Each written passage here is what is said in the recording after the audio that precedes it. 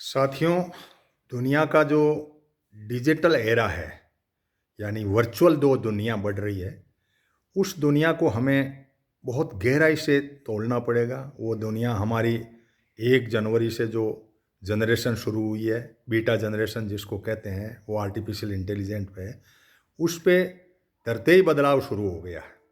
और बदलाव ये शुरू हुआ है कि आर्टिफिशियल इंटेलिजेंट के अंदर चैट जीपीटी या कई ऐसे बर्न वगैरह कई ऐसे प्लेटफॉर्म आए थे, उसको बीट करते हुए चाइना ने अभी अभी एक ऐसा मॉड्यूल निकाल दिया जो सस्ता है। जैसे 1200 रुपये में ये आता है, तो वो सिर्फ 50 रुपये में आ रहा है। इतना तो वो सस्ता है, बहुत छोटी चिप है।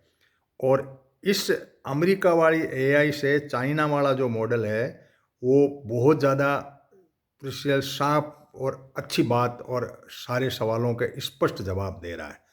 इस प्रतियोगिता के अंदर अब जो व्यवस्था कायम हो रही है आर्टिफिशियल इंटेलिजेंट की, इसके अंदर आने वाली पीढ़ी और हमें भी, जो हम आगे बढ़ रहे हैं या लोगों को एक दिशा की बात कहते हैं, उन लोगों को भी सोचना पड़ेगा। आप अपने पोतों को, आप अपने जो भी नज़दीक रहने वाले लोगों के बीच में इन बातों का डिस्कशन किए बिना हमारी ये सोसाइटी का जो मोमेंट है, उसको हम पकड़ नहीं पाएंगे। इन्होंने डीप सीक R1 के नाम से एक मॉड्यूल किया जो पब्लिकली आने वाला है, और इसके अंदर इतना रिवोल्यूशन बताते हैं कि वो हर चीज़ आपको तुरंत विद इन 3 सेकेंड वो आपको अपना जवाब दे देगा। इसके मायने ये हुआ कि एजुकेशन का भी पैटर्न बदल जाएगा। हमारी जो व्यवस्था है, जानकारियाँ हैं, उनको प्राप्त करने का भी एक बहुत फास्टनेस आ जाएगी। हम जिन चीज़ों को घंटों खोजते हैं गूगल पे या इस तरीके से, उन पे बड़े बदलाव आ जाएंगे।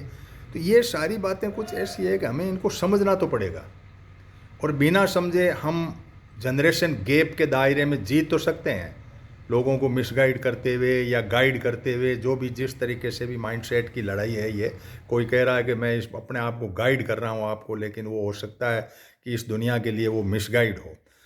अब दूसरी तरफ आपका एग्रीकल्चर सेक्टर है, आपकी जो खेती है, जो प्रकृति पे आधारित है, जिस पे किसी प्रकार का आर्टिफिशियल इंटेलिजेंट का छोटा मोटा जानकारियाँ लेने के लिए तो इनपुट है, लेकिन फिजिकली नेचर के साथ में एडजस्ट करके ही खेती धरती जो उपजती है।